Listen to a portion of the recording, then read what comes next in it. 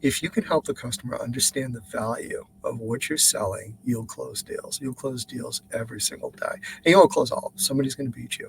But realize that leading with value in some way is going to bring you so much closer to that close than any other strategy. You've got features, you've got everything. But start talking early on about value. And at the end of the deal, you're going to see you'll be a lot more successful and you'll have more deals continue rather than stall behind the scenes where you don't see them. So lead with value, always do that.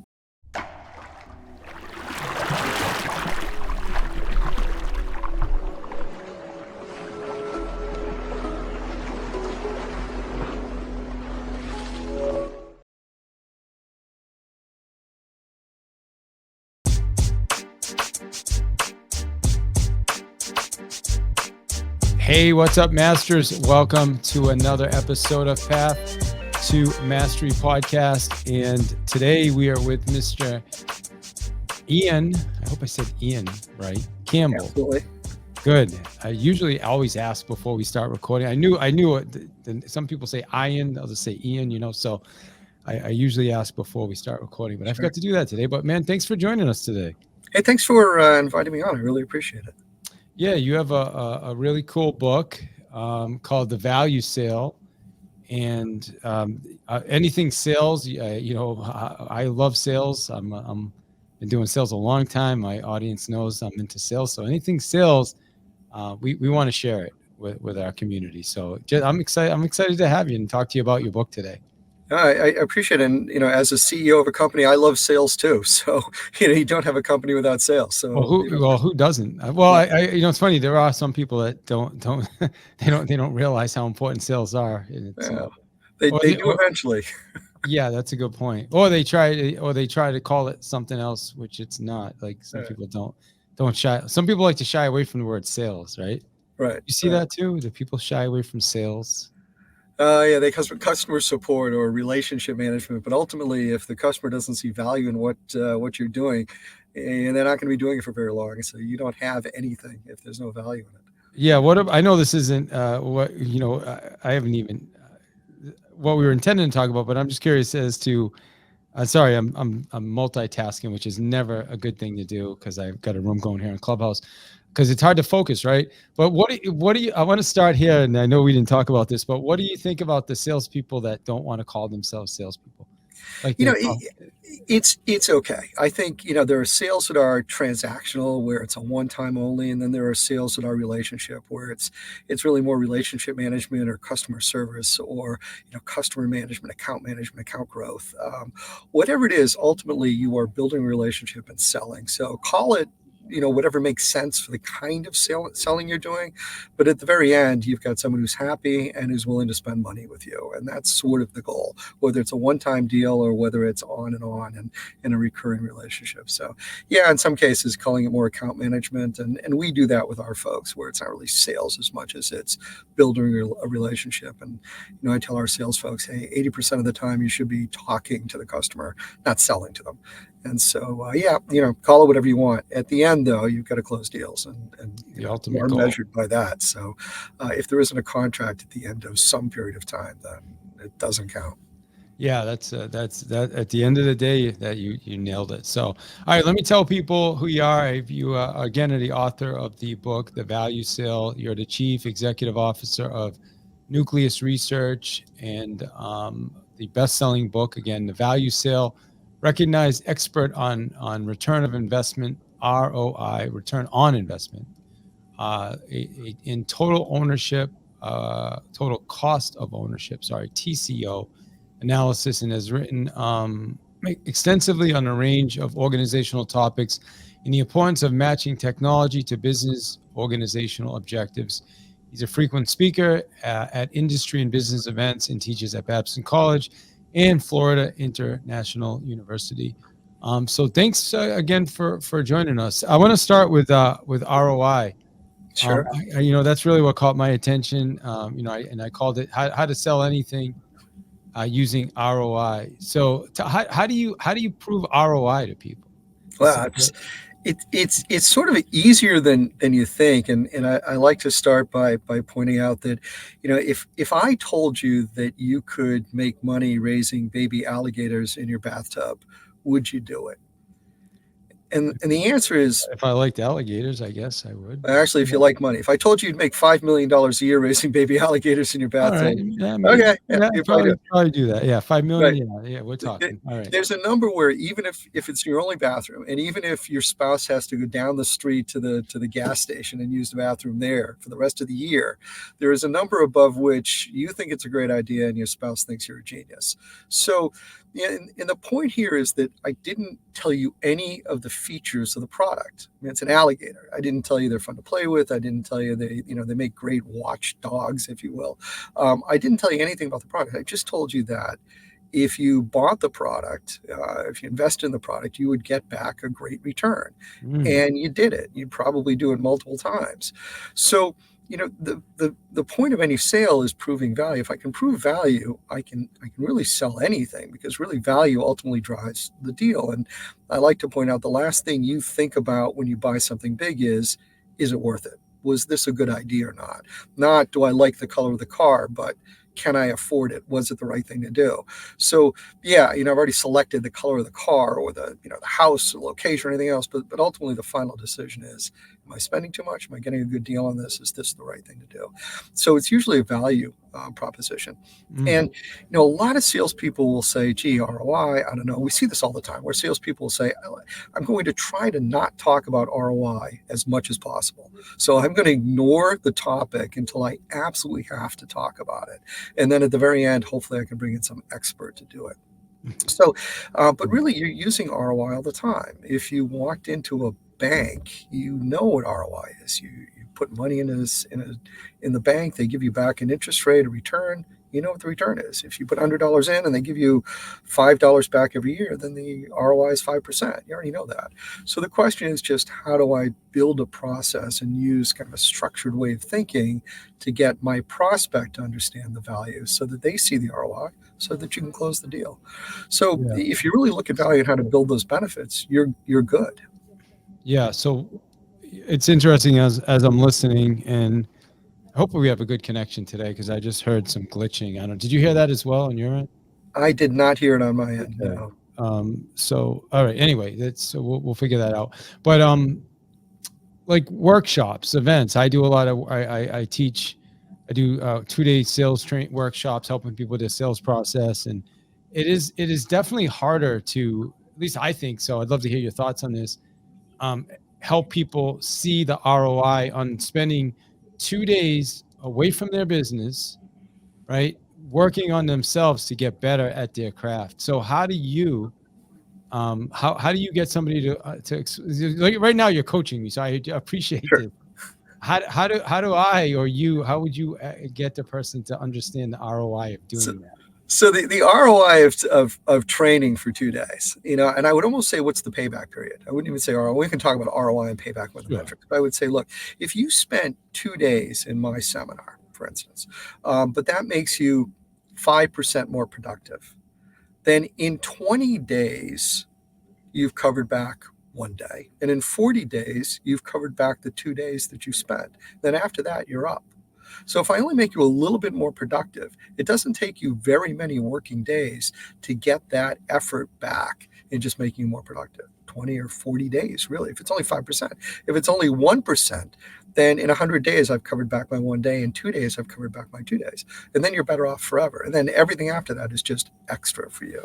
So, a lot of times you can look at the ROI and say, well, if it's 20%, 5%. So if it's 5%, what's the ROI is 5%? What does that mean? Well, sometimes it's just how many days till this is all worth it.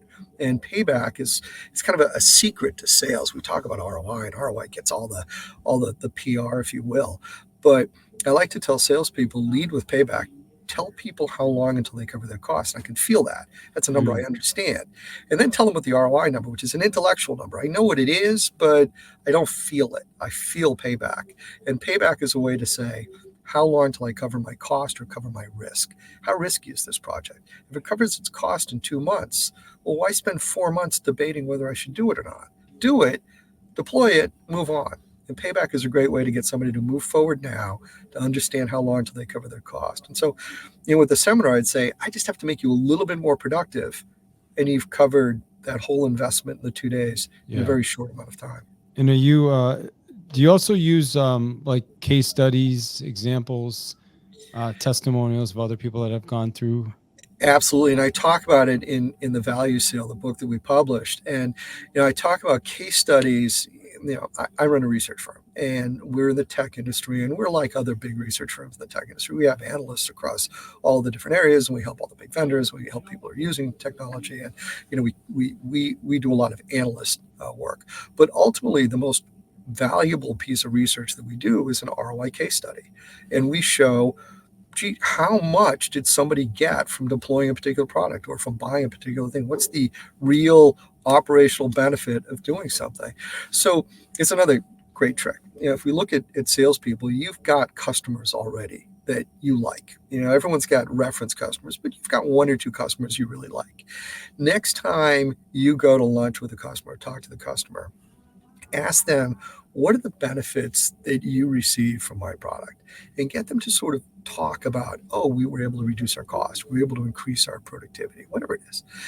And then next time you use them as a reference, they're going to talk about that. So you're a little secret reference, and all salespeople have one or two secret references that they use.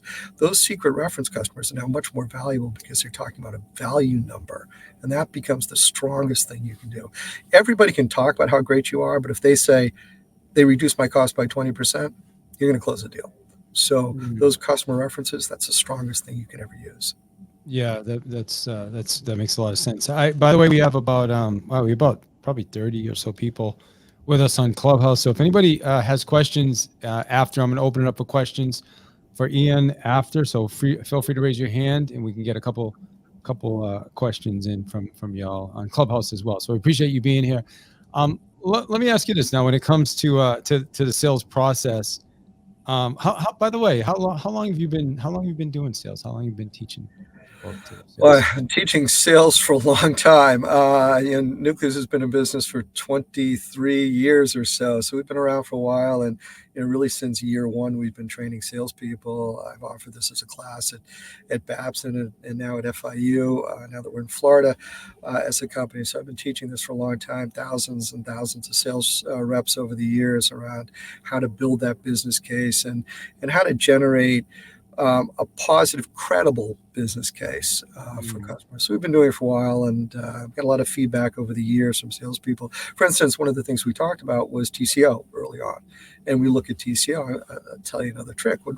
What we figured out in looking at the results from salespeople who talk about total cost of ownership or lead with that is that more likely when a salesperson mentions TCO, they bring up cost, and that's going to the customer is more likely to then ask for a discount. So when you look at discounting comes up more often when you talk about TCO. So what we say is, yeah, if you have to talk about TCO, do it, but you're better off talking about payback and ROI. Talk about the value of what you do rather than how low cost you are. Because the minute you turn to low cost, best way to get a better, lower cost is to get a better discount. So don't shoot yourself in the foot. Talk about TCO, but do that lightly. Talk about value first and then cost second. What if the customer's asking you, like, what do you do with those customers that like to start off with, well, what do you charge? What's your price? Yeah, no, that's it's hard. Sometimes it's just best to directly say it. Our price is X, but let me talk about how we're going to give you back more than that.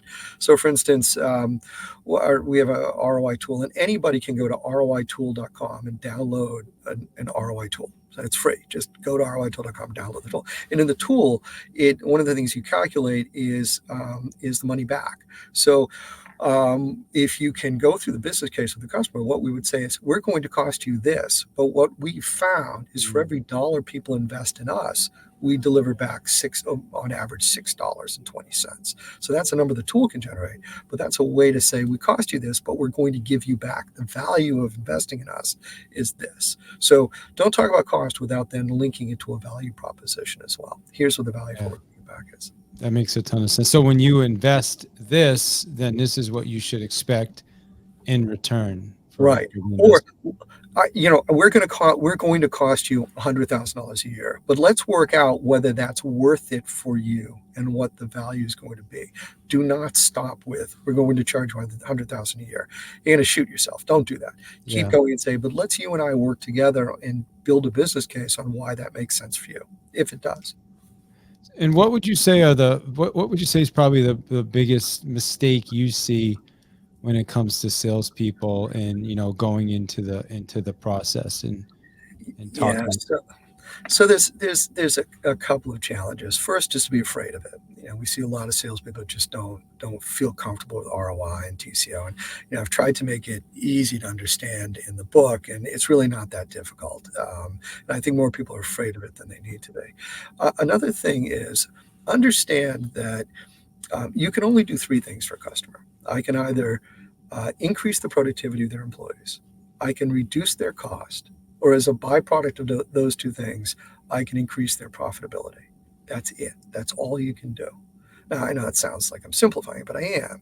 So when you talk about the features of your product, look at all these things it does. And we see this in sales training, where salespeople will spend 2 days in training, and the only thing they learn about is how their product works. Here are the 15 new features. But what you really need to do is take those features and link it to those three things, one of those three things. So we have a new human interface, and that human interface will increase the productivity of your employees because it's easier to use. We are delivered in the cloud, and that will reduce your cost of IT support because you won't need as many IT people. So whenever you talk about a benefit, link it to one of those three things. So then you can always turn around. You can say, we reduce your cost dramatically because these three features, or we're going to increase the productivity of your managers because we have all of these features, or even something as simple as I'm buying a combine for a farm. We're going to increase the productivity of your farmers because our combine drives itself automatically, or whatever it is. Don't say it drives itself automatically and just shrug. It's not going to get you anywhere. Take a feature, link it to one of those three. There's only three. And then finally, sort of the biggest mistake a salesperson can make is believing that more features, more benefits, if you will, is going to close the deal. So another thing we learned from salespeople, there are never more than 5 benefits to a deal. There are 2 good ones and 3 bad ones. That's it. So piling on a whole bunch of benefits here, all the things we're going to do, doesn't get you anywhere. The deal is going to close on the first 2.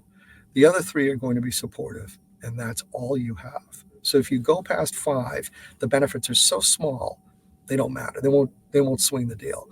And all you're doing is adding a lot of confusion to the deal. It's sort of the car salesman trick. Car salesmen will narrow you down to no more than 3 cars.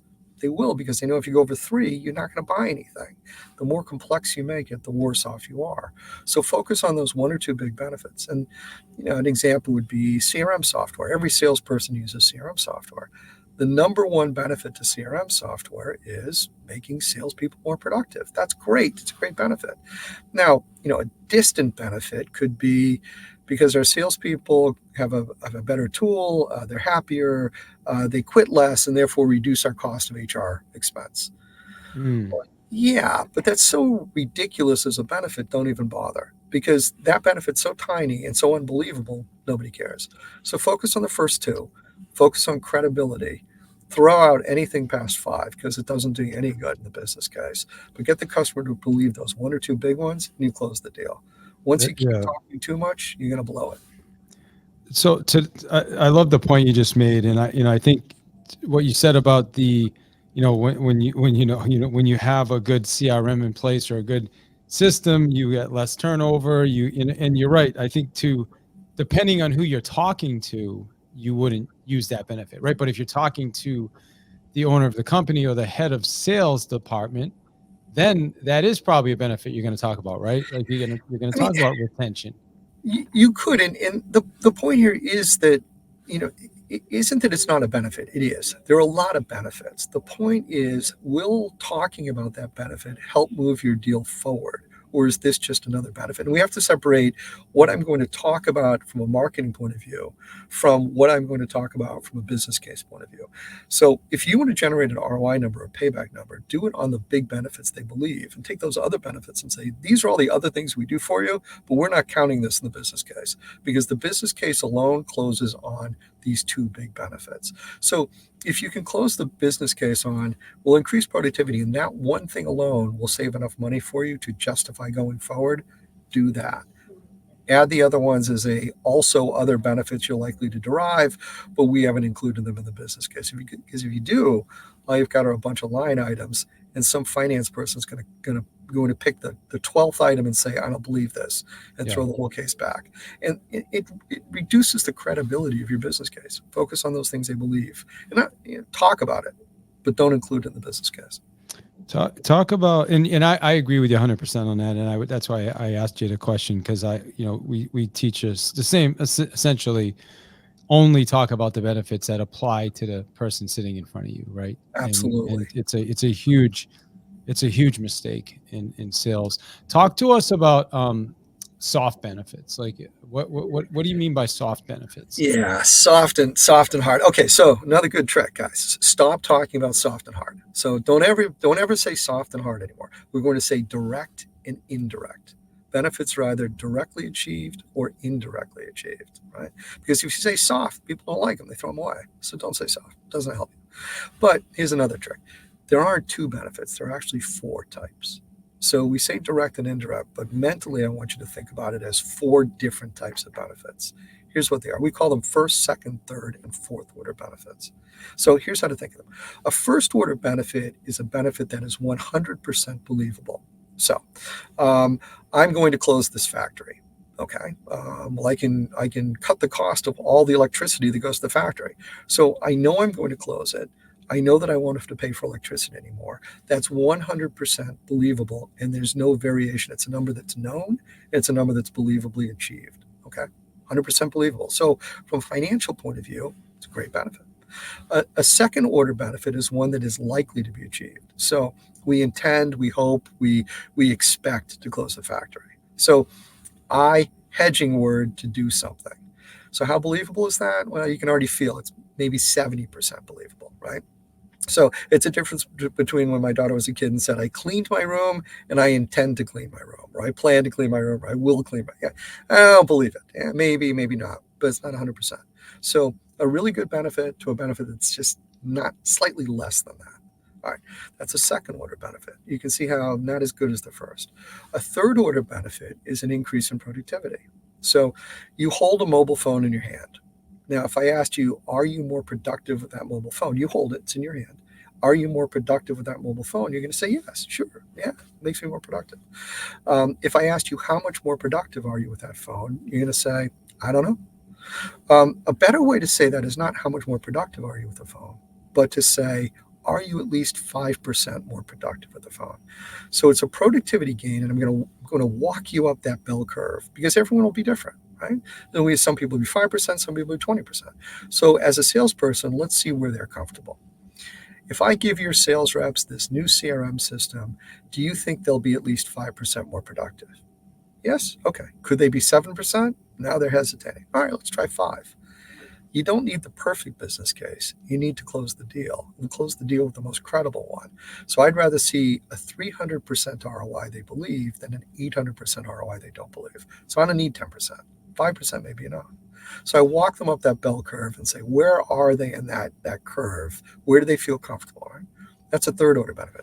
A fourth order benefit is that distant one to say, I'm going to give you this new phone, and because you're happy, you're going to quit less, and because you quit less, I'll reduce my HR cost. Well, that's a really crazy benefit. I don't know. Maybe it's there, maybe it's not. So we go from really strong, I'm closing a factory, to somehow this new CRM system connected to my phone will reduce turnover. Sure, but that's not as good as closing a factory. And remember, your deal is against your competitor and then against all the other projects that they could do. So you may win against your competitor and lose against somebody else who's closing a factory. So don't put that benefit in. It's no good. So first and second are great. Third, you're going to put a little work into by coaching the person up. And fourth is a nice story, but don't use it. So do you also tie the percentage, like you said, 5%?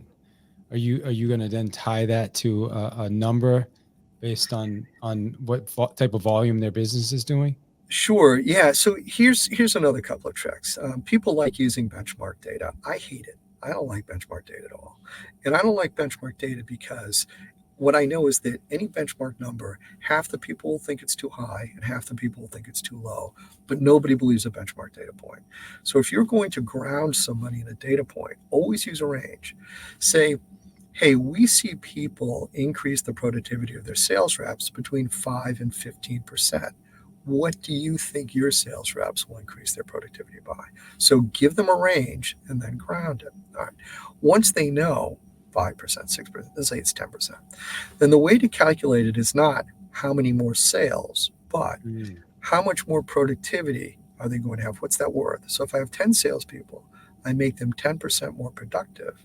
That's worth the value of one salesperson. So let's say salespeople are 200,000 a year. It's worth $200,000 to me.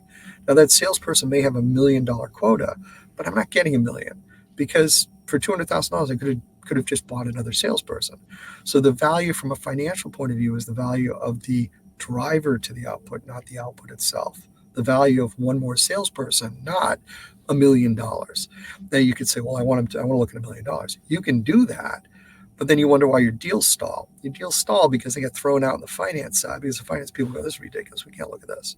It's like buying a corporate jet and saying, how much more business can we do? Nah, it's how much more productive the CFO could be, not or the CEO. It's not how much more business they could potentially do. It's how much Mm. increased productivity. So always Yeah. look at the driver. Don't Well, look at the output. you kind of answered the question I asked earlier about the 2-day workshop too, with that answer right there. Because you're right. It's like to take the 2-day workshop so they become more effective at doing this. So just like the jet, right? Like the jet, you're going to be more efficient. You're gonna be able to get places faster, right? And it's Right. similar.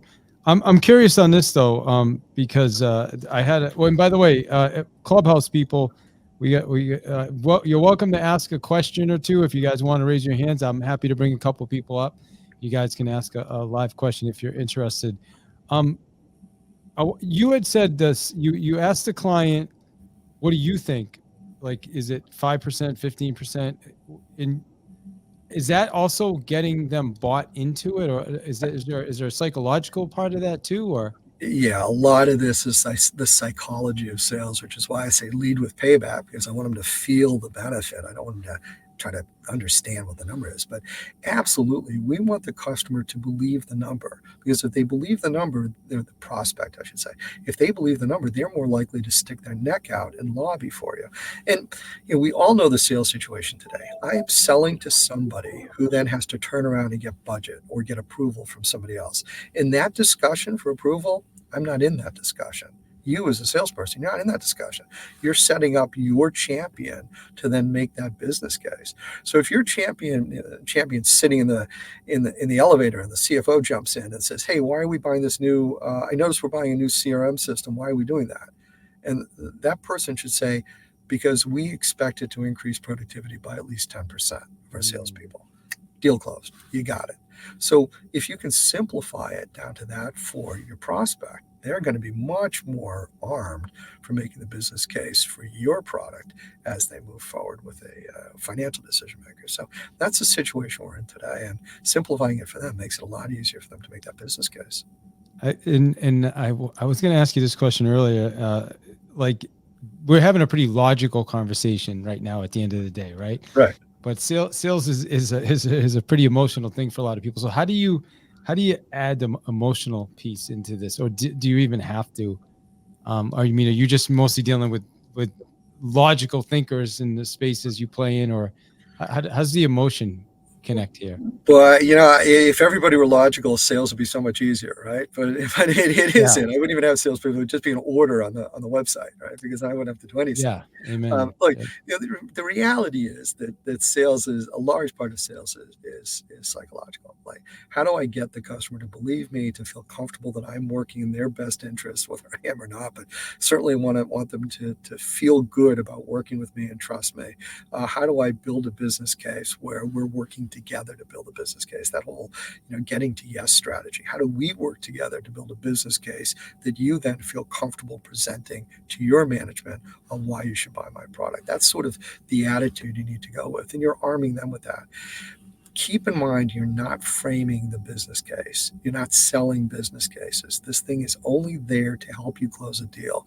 One of the other worst things we see is salespeople that will go through and do a great job, but then get to the end where the customer says, I need a business case. They bring in some value engineering team to build a business case, and they do a time and motion study, a lot of stuff. And what you get is a big business case that the customer doesn't believe. So having the customer buy into each number, and it doesn't have to be the highest number, it has to be the number they believe, is the best thing you can do. And let me give you another sort of way of looking at the sales funnel. If you look at the sales funnel that you already know, right? You've got the typical funnel you have, which is I get a lead, I bring that lead in, I qualify the lead, I align my proposition, I close it. Whatever the stages are in your particular sales funnel, you already know that. I want you to think of the sales funnel as having two sides. One side is the side you already know, and the other side is the value side. And on the value side, you have 3 steps. So remember this. First step is talk about all the different ways you deliver value for the customer. Second step is show how other people have achieved value. And the third step is show how they will achieve value. So if you think about that sales funnel, you don't want to go to step 5. If you get 10 steps, you want to go through this logically. So at the very top of the funnel, I'm bringing somebody in, I'm qualifying them, and the conversation I'm using with them uses broader statements. Here are all the different ways we've helped other companies achieve value with our new CRM system, for instance. And then we get to the qualifying stage. We're getting a little bit closer to what their needs are. And then we say, let me talk about other pharmaceutical companies like you that have achieved value with our CRM system. And then we get to them and say, let's calculate the value for you, whether it's an increase in productivity, a reduction in cost, or increase in profits if you have to do it that way. So when you start talking in a broad sense, here are all the ways we talk about value. You introduce value early on in the discussion. Then you get to the next stage and you show all the other folks that are getting value. Then you get to the last stage and they feel comfortable about the value. They've started to think about, hey, here's some of the ways we're going to get value from this product. So the worst thing you can do is go through the whole thing with your head down, hoping they never mention value or ROI, and then get to the bottom and go, I've got to build a business case because they just asked for it. And you haven't started doing that at the beginning. So all these topics are all new. And you've derailed your deal while some expert comes in and builds a business case for you that becomes a consulting project that absolutely messes up your deal. So don't do that. Talk about value early on and then narrow that conversation by bringing in those references and then talking about them in specifics with real numbers. And it's sort of the easiest way to do it. Weave value throughout the whole funnel, not just at that point at the bottom where you're trying to close the deal. Yeah, this is great stuff. I do have somebody, I believe it's Kirill, had raised his hand. And do you have a question, Kirill, for Ian? If you do, just unmic and you can ask your question. All right. Well, maybe not. Maybe he's having an issue on miking. So, all right. So I'm going to go back to something that you brought up in the beginning when we talked about. You had mentioned a lot of people won't do this out of fear. Talk to us more about that. Like, why would somebody be like? When I think of this, I'm like, this is a no-brainer. So why would somebody avoid doing this out of fear? I think mostly, it's training. And if we look at, again, sales training, we spend a lot of time on product and not a lot of time in product or process, like funnel stuff, or how to go through the CRM system. But we don't spend a lot of time on how to build a value proposition. I see a lot of companies that have the features benefits page. And really what we see is here's a feature and here's a restated feature. It's features. There's never really benefits that are something that's easy to consume. So you sort of see a disconnect between marketing and sales. A lot of time it's just fear. So if I said ROI payback, you sort of feel it. Then I say, and then there's NPV and IRR and TCO and ROA and TEI and a whole bunch of other metrics. Look, there are only 2 metrics you need to know: ROI, payback. Everything else is garbage, absolute garbage. And I've got some great stuff. If you go to thevaluesale.com, there are some articles up there you can read on why IRR and NPV are complete garbage, that you don't even think of them. And I know people like using them, don't. What's NPV? Is that what you said? Yeah, NPV. net present value. People will use that. People use internal rate of return. Everybody's throwing out these metrics. It's like flying an airplane, right? Everyone tells you how difficult it is, but the reality is, if you ever learn to fly an airplane, it's pretty easy. Most of the challenge of flying an airplane is the radio work and landing, right? So landing's not easy, but everything else is relatively straightforward. But we're trying to make it into more than it is. It really isn't. If they fly themselves, the airplanes are pretty easy to fly. So we're taking a subject and making it overly complicated because we're making more out of it. Everybody listening understands what ROI is because everybody's walked into a bank. Everybody knows if I put money in, I get a return on that investment. You all know the ROI calculation, net benefit over initial cost. That's it. It's no more complicated than that. Everybody knows that if I'm getting back $5 and I put $100 in, it'll take me, if I give it $5 a day, it takes me 20 days to cover my $100. That's it. You know what payback period is. So you know those two metrics. And I like to point out that those metrics have been around since early caveman was trying to figure out if they should go hunting. Because they look at the snow, they go, what are my odds of getting eaten by an animal versus how hungry I am? Yeah, it's an ROI equation. It was sitting on a cave wall. It hasn't changed since the beginning of time. There's nothing new here. So you already know it. It's not that difficult, but I think people make it overly difficult because they're afraid of it. They don't need to be. And, hopefully we've simplified it in the book, and not simplified it, but clarified it, I think, and made it much more easy to consume as a salesperson. You don't need a textbook on this. It's really straightforward. So I think it's fear, and it's sort of fear also built by some of the folks that have an incentive for doing it. Some of those, I don't want to beat up on the value engineering teams, but there are a lot of folks that build a business around building a business case. And that doesn't really need to be. You don't need to do that. You can do a lot of that yourself just by sitting with the customer and say, let's talk about the top 3 benefits and put some numbers behind what we actually think these are worth and see if it's worth it for you to work with us. That's a casual conversation you can have over lunch. Yeah. It's so, by the way, how for people, how do we get a copy of your book? If people want to get a copy, get in touch with you. So the value sale is on Amazon, so you can order a copy there. Appreciate a review if you like it. Reaching out to me is very easy. It's Ian at Nucleus Research or Ian@thevaluesale.com. And I try to respond to everybody. So pretty easygoing here. If you're in a tough situation, if a customer is saying, "Hey, I want to know about IRR," don't freeze up. We've got great stuff on thevaluesale.com. And send me an email. Happy to help you out. Ultimately the goal is to be successful, and value should help you. An ROI in a business case should help you close a deal, and that's what you need to use it for. Don't make it perfect, make it usable. And usable is sometimes credible, less but believable. Something your champion can turn around and put their neck out for. That's a good business case. That's one that's going to be resilient and help you close a deal. Yeah. It's as before we started recording, we were having a conversation, and you had said you probably do all this stuff anyway. You just didn't realize it was like ROI and the other things, right? You remember that conversation? And yeah, I think you nailed it as I'm listening. I do a lot of it, but it's a good reminder for. I've been 35 years in sales, and sometimes we need the reminder to get back to the basics here. And just right? just structuring simple things like, let's not use hard and soft use. Let's use direct and indirect, and let's think about benefits as 4 different types. So I can lead with the strong ones and start to bring those soft ones, those bad ones back. Or let's realize that ultimately I can only do 3 things for the customer. Just knowing that and saying, okay, every time I talk to the customer, link it to one of those 3 things. I'm going to be so much better off. You're already doing it. You already got an A in the class. You just didn't know that you had all that stuff already in your head, or you were sort of using it, but not as structured as you could. Just structuring the way you think is going to be so much more effective. If you just lead with, I'm going to increase the productivity of your people by at least 10% because we have these features. Just the way you present that is going to be so much stronger for your champion, who can then turn around and really champion that project, that decision in their own company. You'll be so much more successful with that. And you already do it. Yeah. Awesome. Well, I want to just say thank you for being on the show today. Appreciate that. Again, if you guys can go get a copy of Ian's book on Amazon, The Value Sale is the name of the book. Great book. And I learned a lot today myself. I love it when I get ahas and takeaways. And so I'm going to go back and and listen to this again, because I'm over here fidgeting back and forth between Clubhouse and then and sometimes I miss stuff. It's kind of it's interesting.